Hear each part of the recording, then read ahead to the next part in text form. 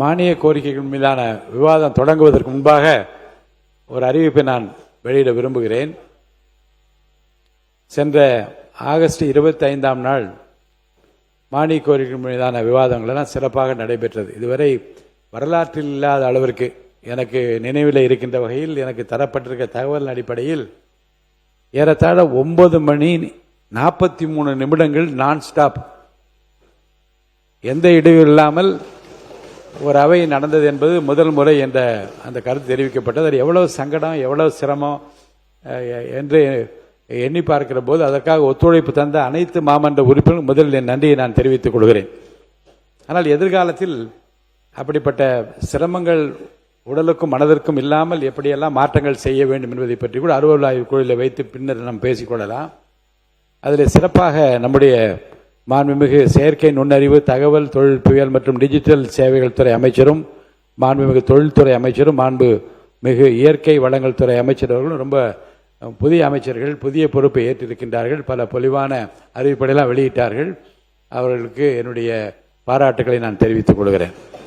இப்போ இதில் என்ன நடக்கிறது என்றால், அரசின் சார்பில் நான் உன்னிப்பாக கவனித்த விஷயம் என்ன என்றால், இந்த அறிவிப்புகள் வெளியிடுகிற போது, புதிய அறிவிப்புகள், புதிய திட்டங்களை வெளியிடுகிற போது இருக்கிற அந்த பதட்டமும், எதை விட்டுவிட்டோம், எதை விடாமல் இருக்கிறோம் என்று ஒரு கருத்து அவர்கள் பக்கம் இருந்தும், இந்த பக்கத்தில் சீக்கிரமாக முடியுங்க, தலைப்பு மட்டும் படித்து விட்டு போகலாம் என்று சொல்லுகிற அந்த சங்கடமும், மணியை பார்த்து கொண்டே எப்போது முடியும் என்று காத்திருக்கிற அந்த நிலைமையெல்லாம் இந்த அறிவிப்புகளிலே தான் அரசாங்கத்தினுடைய உயிர் நாடி திட்டங்கள் எல்லாம் இருக்கிறது.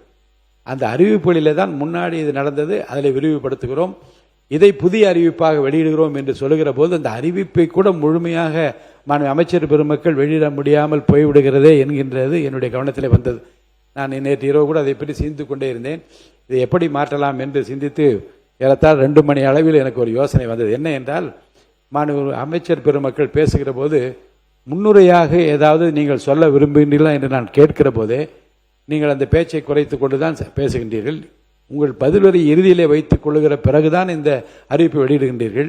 முன்னுரையாக ஏதாவது நீங்கள் சொல்ல விரும்புகின்ற என்று நான் கேட்கிற போதே நீங்கள் அறிவிப்புகளை முழுமையாக படித்து விடுங்கள். அப்போ காலத்தை நாம் கருதி பின்னாலே நீங்கள் பேசுகிற பதில் உரையை எப்படி வேண்டாலும் குறைத்துக் கொள்ள சீக்கிரம் இருங்க. அப்படிலாம் இல்லைங்க, நாம் இருங்க, அப்படிலாம் இது இருங்க சார். எப்போ சொன்னால் என்ன, அதாவது மானிய கோரிக்கை கூட முன்னாலே அளிக்கப்படுகிறது. முந்தின நாள் நீங்கள் முன்ன சொன்னீங்க இரவு 1 மணிக்கு வருகிறது, 12 மணிக்கு விரைந்து ஒரு நாளைக்குள்ள தர வேண்டும் என்று சொன்னோம். மானிய கோரிக்கை படித்து விட்டு தான் நீங்கள் வருகிறீர்கள் என்றால் அறிவிப்புகளை வெளியிடுற போது கேட்டு பேசுகிற அடுத்துதான் உறுப்பினர்கள் பேச இருக்கின்றீர்கள். அறிவிப்புகளை பற்றி நீங்கள் பேசலாம், வரவேற்றும் பேசலாம், சஜஷனும் கொடுக்கலாம், ஆலோசனைகள் கூட அதில் நல்கலாம். அந்த வகையில் அறிவிப்புகளை வெளியிட்டு விட்டு நீங்கள் பேசுவது பொருத்தமாக இருக்கும் என்று நான் கருதுகிறேன். இந்த நடைமுறை தான் இனி மாண்புமிகு அமைச்சர் பெரும் மானிய கோரி வருகிற போது பின்பற்ற வேண்டும் என்று நான் கேட்டுக்கொள்கிறேன்.